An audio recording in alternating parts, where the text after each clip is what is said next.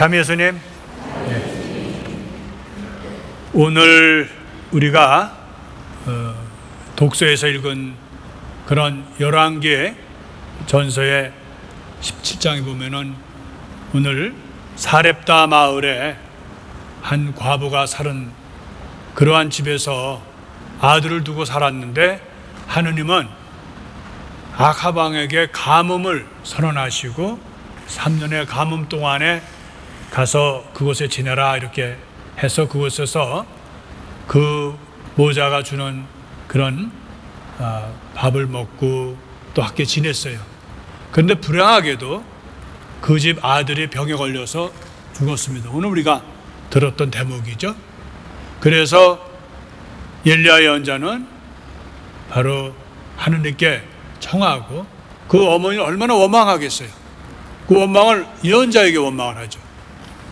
예언자는 하느님께 간청을 해서 그 아이 위에 3번이나 몸을 펼쳐서 하고 부르짖고 해서 하느님께서 들어주셨다 이렇게 나옵니다. 혹시 오늘 마이크 때문에 그런데 이렇게 얘기 잘 들립니까? 예. 우리 본당 마이크 좋다는 거 아시죠? 그래서 그 이스라엘 사람들에게는 이렇게 죽은 사람도 살리는 예언자, 그리고 열왕기 하곤의 2장 11절 12절을 보면은 다시 그 엘리야가 자기의 제자인 엘리사와 함께 요르단강을 건너서 와서 거기서 바로 불마차를 타고 하늘에 올랐다 하는 그런 기사가 있습니다. 열왕기가 그거 전해주고 있죠. 그래서 이스라엘 사람들에게는 이분이야말로 바로 하느님께서 약속하신 그러한 메시아다라고 예수님 시대 때에는 아주 그것이 더 컸어요. 그런 사상이. 그런데 한 번은 예수님께 제자들이 물어봤죠. 예수님, 스승님, 그 예언자가 엘리야가 왔습니까? 올 것입니까? 라고 물었을 때 예수님께서 마태복음 7장 11절부터 12절에 보면 이미 엘리야는 왔다라고 얘기를 합니다. 그런데 사람들이 그를 함부로 대했다. 결국 어떻게 됐어요? 세례자 요한은 생명을 잃죠. 그리고 예수는 거기서 덧붙여서 예언자가 그렇게 죽듯이 사람의 아들도 많은 순환을 받고 목숨을 내놓을 것이라고 말씀을 하십니다. 그래서 예수님은 분명히 엘리야가 하나의 예언자다라고 얘기를 하시는 겁니다.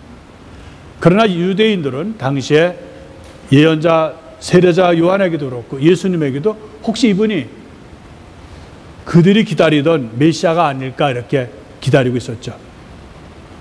예수님께서는 바로 그러한 모습으로 오늘 우리들에게 어떤 모습을 보여주셔요? 갈릴리라는 한 그런 지방에 나인이라는 곳을 지나가셨다. 근데 마침 그곳에 많은 행렬이 오길래 보니까 죽은 사람의 장례를 그래서 관을 이렇게 들고 오는 걸 보는데 그 옆을 따라오는 어머니를 보니까 과부였다. 과부들은 옷을 색깔을 까맣게 해서 입어서 표시를 냈다고 하죠. 그래서 우리가 구약에서 고아와 과부를 없이 여기지 마라. 의지가 아직 없잖아요. 또 고아가 된 사연은 그 안에는 얼마나 고통이 크겠어요. 남편을 잃고 과부에 대한 사정은 또 얼마나 크겠어요.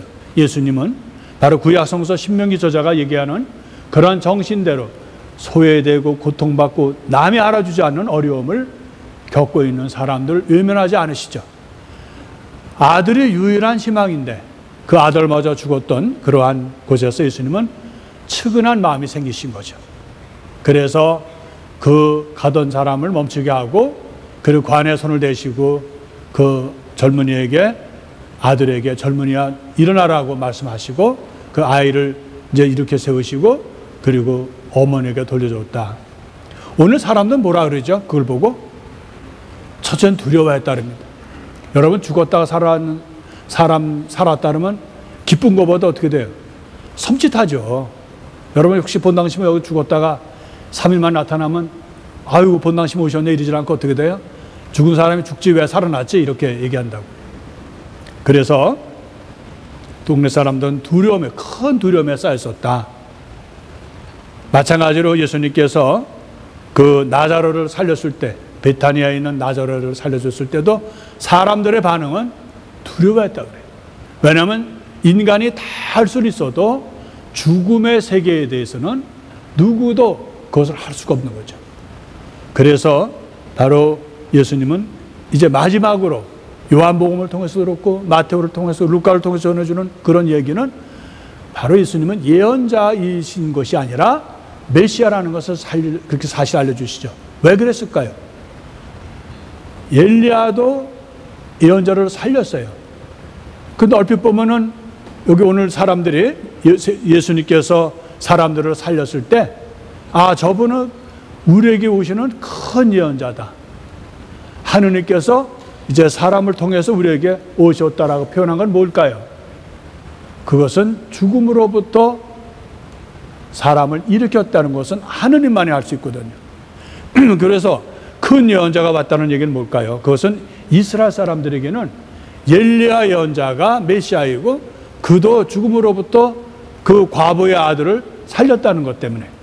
그런데 한 가지 여러분들이 같은 얘기인데 틀린 건 뭐가 있을까요? 또 이러실라 그러죠? 그때 거기 없어가지고 나는 잘 모르겠는데. 우리가 성경 본문을 보면서 느끼는 거는 바로 죽음으로부터 아이는 살렸지만 예수님은 어떻게 살리셨어요? 그냥 손을 잡고 이렇게 세우셨는데 엘리야는 그 아이를 가져가서 또 그 시체 위에다가 자기 몸을 3번이나 펼쳐서 하고 하느님께 간청하고 이렇게 하는 대목입니다. 결국 엘리야는 하느님이 도와주셔서 하느님께서 그에게 영을 다시 불어넣어줘서 살아났다고 이렇게 얘기합니다. 하느님이 살리신 거지 엘리야가 살린 게 아닙니다. 그런데 오늘 루카가 전해주는 그런 나인에서의 그러한 예수님께서 살리시는 대목은 어떨까요? 예수님께서 하느님께 기도하고 하느님 도와달라고 하는 게 아니라 바로 손을 내밀어서 하느님으로서 살렸다는 거예요. 나자로에게도 물론 아버지 하느님과 기도는 했지만 그러나 바로 일어나라고 했고요.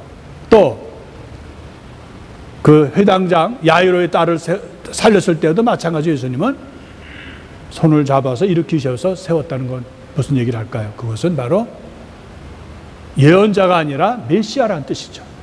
그리고 예수님 스스로가 당신이 돌아가셨다가 사흘 만에 살아나시겠다고 약속하시고 부활하신 것이죠. 오늘 루카가 전해주는 복음의 말씀 무엇일까요? 그것은 바로 우리에게 생명을 주시는 분은 바로 하느님이신 예수 그리스도 한 분뿐이시다라는 것을 알려주는 것입니다. 주요를 맞이해서 우리가 예수 성심 성호를 맞이했습니다. 예수님은 모든 사람들을 초대하셨어요. 무거운 짐에 허덕이는 사람, 삶의 무게에서 어떻게 할 줄 모르는 방황하는 사람들까지도, 지친 사람도 다 당신에게 오라고 초대하십니다. 사람들은 그렇지 않죠. 야, 오늘 우리 파티하려고 그러는데 너 오고 너 와. 너는 오지 마. 너는 오지 마. 왜? 너는 나쁜 놈이고 너는 내 마음에 들지 않아. 너는 나한테 상처 주고 어쩌고저쩌고 조건을 붙여서 사람은 어떻게 돼요? 가립니다. 오는 사람을 가려요. 너는 절대로 내가 만나서도 안 되고 앞으로 내가 있는 한 너하고는 절대로 만난 일이 없다라고 선언하는 것이 사람입니다. 예수님은 그러신 분이 아니에요. 예수님은 누구나 어떤 사람, 특히 멋있고 높은 사람이 아니라 삶에 허덕이고 지친 사람들, 여러분 가난한 사람들 사랑하는 게 쉽지 않습니다. 여러분. 일그러지고 냄새나고 또 소외되고 사람으로부터 어심 받는 사람들을 가까이 한다는 거 쉬운 일 아닙니다. 그러나 예수님께서는 그들까지도, 그리고 또 누구를 초대하셔요? 죽음으로부터 있는 사람, 죄에 젖어 있는 사람들, 희망이 없는 사람들까지 예수님은 초대하시죠. 예수님께서는 나는 마음이 겸손하고 온유하다 그랬어요. 온유라는 게 뭐예요? 너그럽다는 거예요. 내 입장에서만 생각하는 것이 아니라 상대방의 입장, 내가 지금 이해 못해요. 받아들일 수 없지만 그 사람 입장에서 그 사람을 이해하고 토닥이고 받아들인다는 거예요. 예수님의 삶을 우리가 본받는다면 우리도 너그러운 사람이 될 수 있어요. 우리도 편 갈리는 사람이 아니에요. 너는 좋은 사람, 너는 나쁜 사람, 그렇게 가르지 않는다. 우리가 신앙이 있고 예수님을 사랑한다면 우리의 마음이 어떻게 될까요?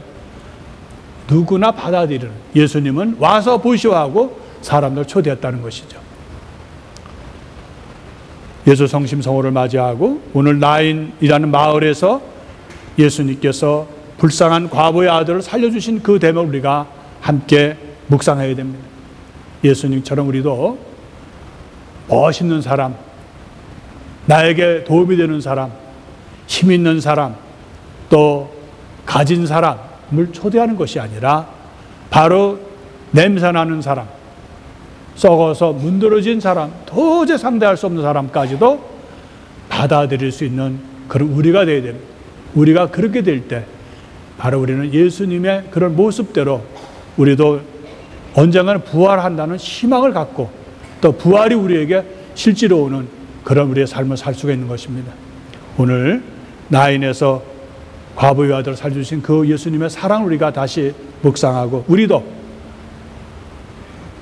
부족하지만 내놓을 것이 없지만 우리도 죽음 후에 우리를 부활시키시는 예수님께 희망을 가지고 우리가 힘있게 살고요. 기쁘게 살고요. 그리고 내 이웃을 사랑하도록 합시다.